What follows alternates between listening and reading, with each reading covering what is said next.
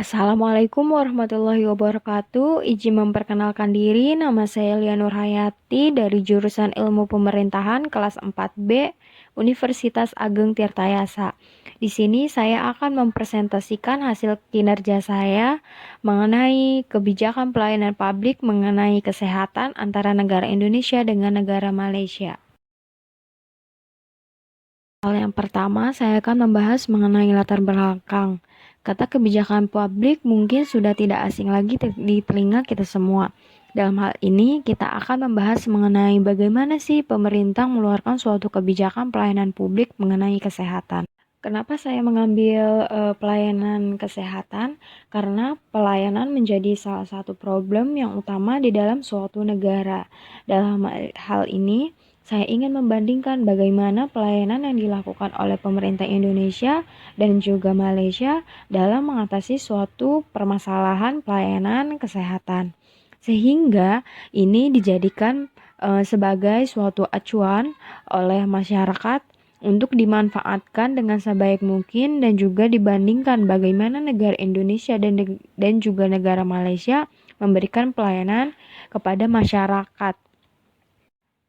Nantinya, pelayanan kebijakan publik yang telah dikeluarkan oleh pemerintah, baik Indonesia ataupun Malaysia, diharapkan akan mengurangi suatu permasalahan yang ada di lingkungan masyarakat.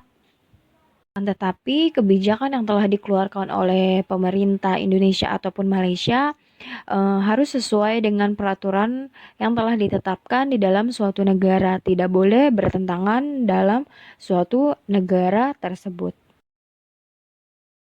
Selanjutnya adalah mengenai teori. Nah, di sini saya sendiri mengambil teori menurut Leo Agustino tahun 2008 halaman 7 yang mendefinisikan bahwa kebijakan publik merupakan serangkaian tindakan atau kegiatan yang diusulkan oleh seseorang ataupun kelompok ataupun pemerintah dalam suatu lingkungan tertentu di mana terdapatnya hambatan-hambatan dan juga kesulitan di mana kebijakan tersebut dibutuhkan agar dapat digunakan dalam mengatasi permasalahan untuk menunjukkan tujuan yang diinginkan.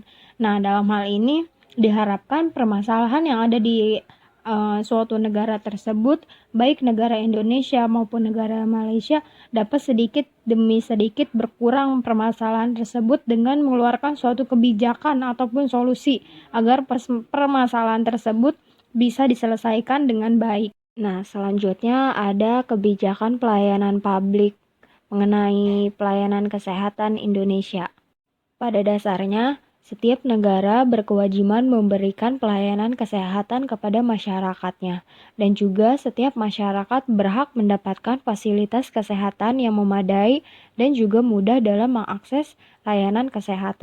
Akan tetapi, setiap negara juga memiliki cara tersendiri dalam menangani suatu permasalahan mengenai pelayanan kesehatan. Salah satunya, Indonesia merupakan salah satu negara berkembang yang mana tingkat kualitas dari pelayanan kesehatannya masih dibilang kurang memadai.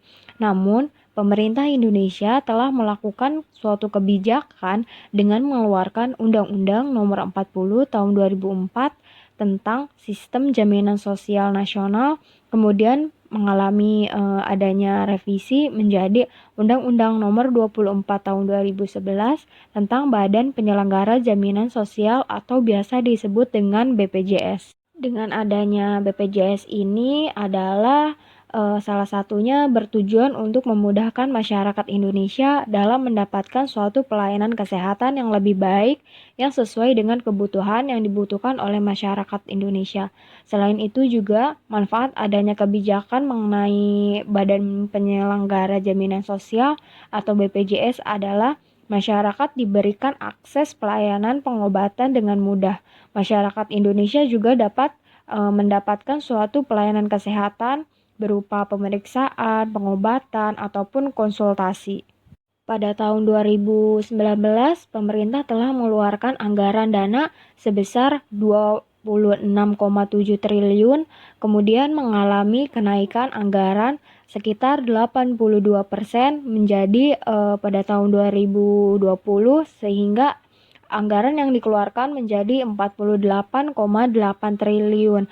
Dalam hal ini membuktikan bahwa pemerintah Indonesia berupaya semaksimal mungkin untuk mempermudah masyarakat dalam mengakses layanan kesehatan yang ada di Indonesia. Akan tetapi, dengan adanya BPJS ini memiliki kekurangan, yaitu salah satunya adalah BPJS ini hanya berlaku di dalam negeri. Selain itu juga BPJS ini kita harus merasakan adanya antrian dalam mengakses kesehatan sebelum dibawa ke rumah sakit. Kita juga harus melakukan atau meminta surat rujukan dari klinik ataupun puskesmas yang ada di sekitaran rumah kita ataupun tempat yang biasa kita berobat.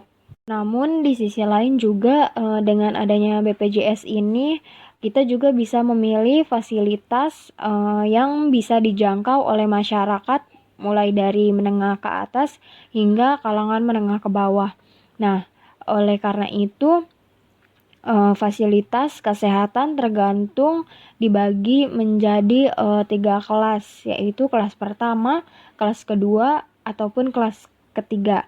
Kelas ketiga itu biasanya per bulannya harus membayar sekitar Rp25.500 per bulan. Pada kelas 2 sekitar Rp51.000 dan kelas ketiga sebesar Rp80.000 untuk mendapatkan layanan kesehatan dan juga obat serta pengobatannya. Diharapkan dengan adanya kebijakan mengenai Badan Penyelenggara Jaminan Sosial atau biasa disebut dengan BPJS, masyarakat mudah mendapatkan suatu pelayanan kesehatan menjadi lebih mudah diakses, kemudian juga merubah pelayanan kesehatan Indonesia menjadi lebih berkualitas ke depannya, dan juga pemerintah Indonesia bisa semaksimal mungkin memperhatikan apa yang dibutuhkan oleh masyarakat, terutama dibutuhkan oleh masyarakat miskin. Selanjutnya adalah tentang kebijakan pelayanan publik mengenai kesehatan di negara Malaysia. Pemerintah Malaysia telah mengeluarkan kebijakan pada pasal 27 ayat 1 dan juga 2 UU nomor 40 tahun 2004 tentang sistem jaminan sosial nasional, yang mana pada sistem ini masyarakat memakai dana kesehatannya berasal dari pajak masyarakat. Nah, sebelumnya negara Malaysia merupakan salah satu negara maju yang mampu memberikan suatu pelayanan yang terbaik di dunia, di mana negara Malaysia ini lebih mengutamakan pada 3 aspek penting yang terdiri dari pelayanan yang diberikan kepada pasien, kemudian juga fasilitas yang baik dan memadai, dan yang ketiga adalah harga yang relatif sangat terjangkau.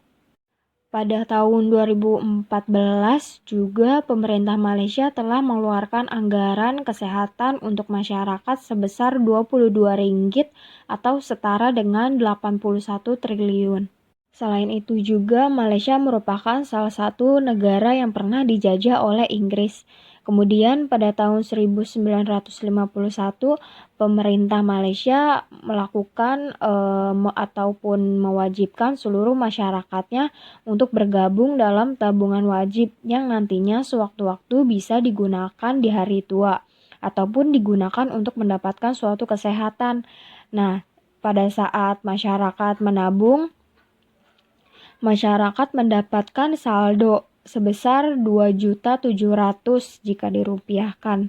Nah, saldo tersebut itu diberikan kepada perorangan yang mana bisa digunakan oleh masyarakat untuk mendapatkan pelayanan kesehatan. Selanjutnya juga masyarakat bisa melakukan menabung sesuai dengan apa yang dibutuhkan oleh masyarakat. Selanjutnya ada kesimpulan. Pemerintah Indonesia ataupun Malaysia telah melakukan ataupun mengeluarkan suatu kebijakan yang mana tujuannya adalah untuk mengurangi suatu permasalahan yang ada di lingkungan masyarakat. Meskipun dari kedua negara ini memiliki cara tersendiri dalam menyelesaikan suatu permasalahan, tapi dari kedua negara tersebut berupaya agar masyarakatnya dapat mudah untuk mendapatkan suatu pelayanan dan juga mengakses pelayanannya dengan baik dan benar, yang diharapkan bisa meningkatkan kualitas pelayanan kesehatan dari suatu negara tersebut. Mungkin itu saja presentasi dari saya, kurang lebihnya mohon maaf. Assalamualaikum warahmatullahi wabarakatuh.